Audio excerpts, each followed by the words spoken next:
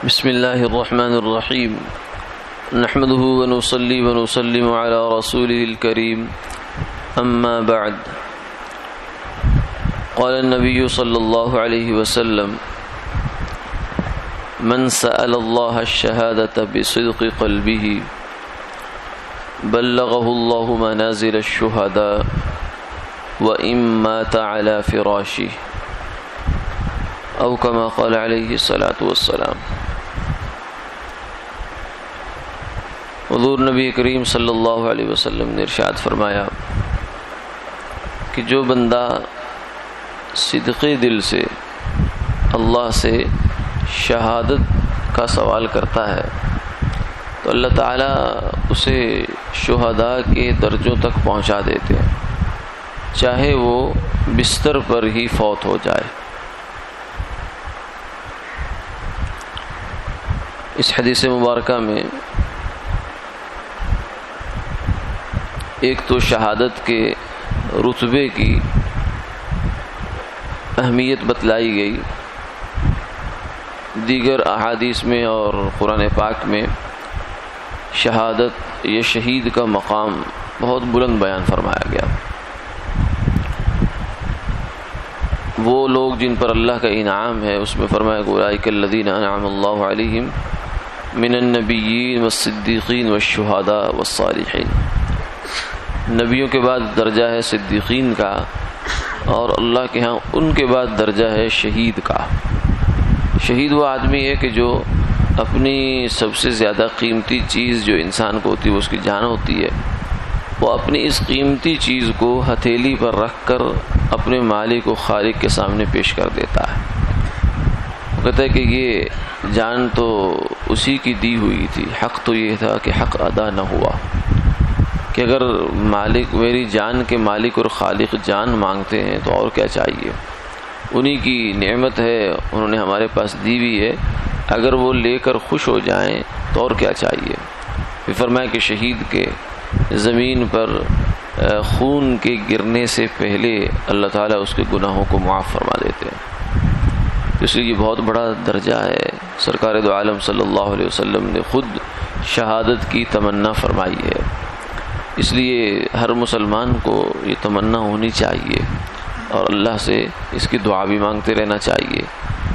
صدق دل سے کہ اللہ شہادت کی موت عطا فرما۔ باقی وہ کیسے ہوگی، کب ہوگی، یہ اللہ کے کام ہیں۔ اگر بظاہر نہیں بھی ہوتی ہے جسمانی اعتبار سے تو اللہ تعالیٰ ایسے آدمی کو شہداء میں شامل فرما لیں گے، جیسے اس حدیث پاک میں آتا ہے کہ اگرچہ وہ بندے کا انتقال تو جس بستر پر ہوا ہے، عام بستر پر، میدان جہاد میں نہیں ہوا، کسی کے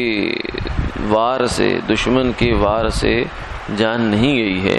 بلکہ نارمل طریقے سے فوت ہوا انسان، لیکن اللہ کے ہاں اس کا درجہ شہداء کا لکھا جائے گا، اس لیے کہ ہر ایک کے لیے شہادت عملاً یہ شاید اللہ کی حکمت کے منافی بھی ہے۔ اب سیدنا خالد ابن ولید رضی اللہ تعالی عنہ ایسے صحابی ہیں کہ جن نے زندگی میں جس جنگ میں شرکت کی ہے اللہ نے ان کو فتح عطا فرمائی۔ ان کا لقب خود سرکار دو عالم صلی اللہ علیہ وسلم نے سیف اللہ رکھا، اللہ کی تلواروں میں سے ایک تلوار۔ تو وہ فرمایا کہ جب آخری وقت آیا ہے تو ان کا انتقال بستر پر ہوا ہے، اور اس وقت میں انہوں نے کہا کہ میں نے موت کو جہاں جہاں مجھے ملنے کا امکان تھا وہاں تلاش کیا، تلواروں کی جھرمٹ کے اندر تلاش کیا، جہاں جہاں مجھے شہادت کے ملنے کا امکان نظر آیا میں گھس گیا، لیکن میرے مقدر میں وہ والی شہادت نہیں تھی، میرے جسم پر کوئی ایسا حصہ نہیں ہے کہ جس پر تلوار، تیر یا نیزے کا زخم نہ ہو، لیکن اس کے باوجود موت وہاں میری نہیں لکھی تھی، اور آج میں عورتوں کی طرح ایڑیاں رگڑ کر بستر پر مر رہا ہوں۔ تو یہ ان کا ایک جذبہ تھا، اللہ تعالیٰ سے مانگا بھی، اس کو تلاش بھی کیا، لیکن اللہ کو منظور نہیں تھا، کیونکہ اگر ان کو شہادت تھی، موت مل جاتی تو اسلام کا اتنا جو فتوحات کا کام ہوتا ہے وہ کہاں ہوتا۔ تو اس لیے اللہ تعالیٰ نے انہیں شہادت دے دی۔ ایسے لوگوں کے لیے اللہ نے پھر یہ راستہ رکھا ہے کہ ان کی چونکہ دل کی سچی نیت تھی، اللہ سے مانگا بھی اور اس پر عمل درآمد بھی کیا، لیکن اللہ کی اپنی حکمتیں ہیں کہ انہیں یہ صورت منظور نہیں تھی، تو اللہ تعالیٰ ان کا شمار بھی شہداء کی فہرست میں فرما لیں گے۔ اس حدیث مبارکہ سے اگرچہ یہ اصل میں تو شہید کے بارے میں ہے، لیکن بہت سے دینی امور یا خواہشات جو انسان کرتا ہے کہ یا اللہ یہ مقام عطا فرما، یہ رتبہ عطا فرما، اور صدق دل سے اللہ سے مانگتا ہے، کسی مصلحت کی وجہ سے اسے وہ رتبہ نہیں دیا جاتا، تو اللہ تعالیٰ اس کو بالکل محروم نہیں فرمائیں گے، بلکہ اس کی حسن نیت کی وجہ سے اور اس کی اس طلب کی وجہ سے اللہ قیامت والے دن اس آدمی کو انہی میں شمار کر لیں گے۔ اس لیے اللہ سے مانگنے میں اور نیت رکھنے میں انسان کو اونچے اونچے عزائم کرنے چاہیے۔ یہ نہیں ہے کہ صرف اپنی ذات کی حد تک جو امکانات ہیں اسی تک رہ جائے، نہیں، جب اللہ سے مانگنا ہے اور اللہ سے رتبے لینے ہیں تو پھر کمی کسی بات کی نہیں ہونی چاہیے۔ اللہ تعالیٰ عمل کی توفیق عطا فرمائے۔